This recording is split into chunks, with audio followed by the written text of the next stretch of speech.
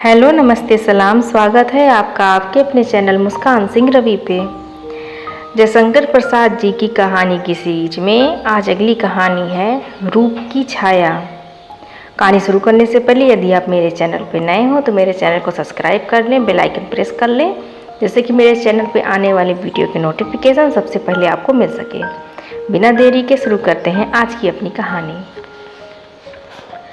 काशी के घाटों की सौध श्रेणी जाह्नवी के पश्चिम तट पर धवल शैल माला सी खड़ी है।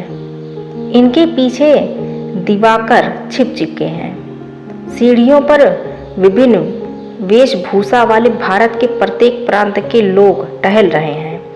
कीर्तन, कथा और कोलाहल से जाह्नवी तट पर चहल पहल है। एक युवती भीड़ से अलग एकांत में ऊंची सीढ़ी पर बैठी हुई भिखारी का गीत सुन रही थी। युवती कानों से गीत सुन रही है, आंखों के सामने का दृश्य देख रही है। हृदय शून्य था।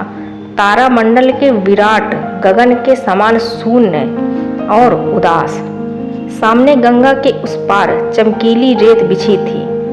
उसके बाद वृक्षों की हरियाली के ऊपर नीला आकाश, जिसमें पूर्णिमा का चंद्र फीके बादल के गोल टुकड़े के सदृश अभी दिन रहते ही गंगा के ऊपर दिखाई दे रहा है, जैसे मंदाकिनी में जल विहार करने वाले किसी देवदंत की नौका का गोल पाल। दृश्य के स्वच्छ पट में काले काले बिंदु दौड़ते हुए निकल गए। युवती ने देखा, वह किसी उच्च मंदिर में से उड़े कपोतों का एक झुंड था। दृष्टि फिर कर वहां गई, जहां टूटी काठ की चौकी पर विवर्ण मुख, लंबे असंयत बाल और फटा कोट पहने एक युवक कोई पुस्तक पढ़ने में निमग्न था। युवती का हृदय फड़कने लगा। वह उतरकर एक बार युवक के पास तक आई, फिर लौट गई। सीढ़ियों के ऊपर चढ़ते चढ़ते उसकी एक प्रौढ़ संगिनी मिल गई। उससे बड़ी घबराहट में युवती ने कुछ कहा और स्वयं वहां से चली गई। प्रौढ़ा ने आकर युवक के एकांत अध्ययन में बाधा दी और पूछा, तुम विद्यार्थी हो? हाँ, मैं हिंदू स्कूल में पढ़ता हूँ। क्या तुम्हारे घर के लोग यहीं हैं? नहीं, मैं एक विदेशी निस्सहाय विद्यार्थी हूँ। तब तुम्हें सहायता की आवश्यकता है। यदि मिल जाए, मुझे रहने के स्थान का बड़ा कष्ट है। हम लोग 2-3 स्त्रियां हैं। कोई अड़चन ना हो तो हम लोगों के साथ रह सकते हो। बड़ी प्रसन्नता से आप लोगों का कोई छोटा मोटा काम भी कर दिया करूँगा। अभी चल सकते हो? कुछ पुस्तकें और सामान हैं, उन्हें लेता हूँ। ले आओ, मैं बैठी हूँ। युवक चला गया। गंगा तट पर एक कमरे में उज्जवल प्रकाश फैल रहा था। युवक विद्यार्थी बैठा हुआ ब्यालू कर रहा था। अब वह कॉलेज के छात्रों में है। उसका रहन सहन बदल गया है। वह एक सुरुचि संपन्न युवक हो गया है। अभाव उससे दूर हो गए थे। प्रौढ़ पसरती हुई बोली, क्यों शैलनाथ, तुम्हें अपनी चाची का स्मरण होता है? नहीं तो मेरे कोई चाची नहीं है। दूर बैठी हुई युवती ने कहा, जो अपनी स्मृति के साथ विश्वासघात करता है उसे कौन स्मरण दिला सकता है? युवक ने हंसकर इस व्यंग को उड़ा दिया। चुपचाप घड़ी का टिक टिक शब्द सुनता और मुंह चलाता जा रहा था। मन में मनोविज्ञान का पाठ सोचता जाता था।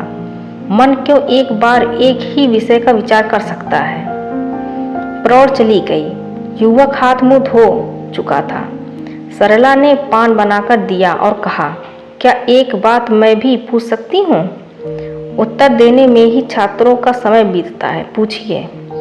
कभी तुम्हें राम गांव का स्मरण होता है? यमुना की लाल हरियालियों में से निकलता हुआ अरुण और उसके श्यामल तट का प्रभात स्मरण होता है? स्मरण होता है। एक दिन हम लोग कार्तिक पूर्णिमा स्नान को गए थे। मैं बालिका थी। तुमने मुझे फिसलते देखकर हाथ पकड़ लिया था। इस पर साथ की और स्त्रियां हंस पड़ी थी। तुम लज्जित हो गए थे।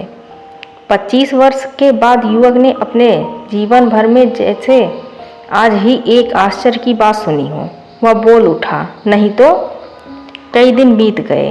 गंगा के स्थिर जल में पैर डालते हुए नीचे की सीढ़ियों पर सरला बैठी हुई थी। कारुकार खचित कंचुकी के ऊपर कंधे के पास सिकुड़ी हुई साड़ी, आधा हुआ सिर, बंकिम ग्रीवा और मस्तक में कुमकुम बिंदु महीन चादर में सब अलग अलग दिखाई दे रहे थे। मोटी पलकों वाली बड़ी बड़ी आंखें गंगा के हृदय से मछलियों को ढूंढ निकालना चाहती थीं। कभी कभी वह बीच धारा में बहती हुई डोंगी को देखने लगती। खेने वाला जिधर जा रहा है उधर देखता ही नहीं, उल्टे बैठकर डांड चला रहा है। कहाँ जाना है उसकी उसे चिंता नहीं। सहसा शैलनाथ ने आकर पूछा, मुझे क्यों बुलाया है? बैठ जाओ। शैलनाथ पास ही बैठ गया। सरला ने कहा, अब तुम नहीं छिप सकते, तुम ही मेरे पति हो। तुम्ही से मेरा बाल विवाह हुआ था। एक दिन चाची के बिगड़ने पर सहसा घर से निकलकर कहीं चले गए, फिर न लौटे। हम लोग आजकल अनेक तीर्थों में तुम्हें खोजती हुई भटक रही हैं। तुम ही मेरे देवता हो, तुम ही मेरे सर्वस्व हो, कह दो हाँ। सरला जैसे उन्मादिनी हो गई है। यौवन की उत्कंठा उसके बदन पर बिखर रही थी। प्रत्येक अंग में अंगड़ाई, शरीर में मरोड़, शब्दों में वेदना का संचार था। शैलनाथ ने देखा, कुमुदों से प्रफुल्लित शरद काल के ताल से भरा यौवन, सर्वस्व लुटाकर चरणों में लौट जाने के योग सौंदर्य प्रतिमा, मन को मचला देने वाला विभ्रम, धैर्य को हिलाने वाला लावण्य लीला वक्ष स्थल में हृदय जैसे फैलने लगा।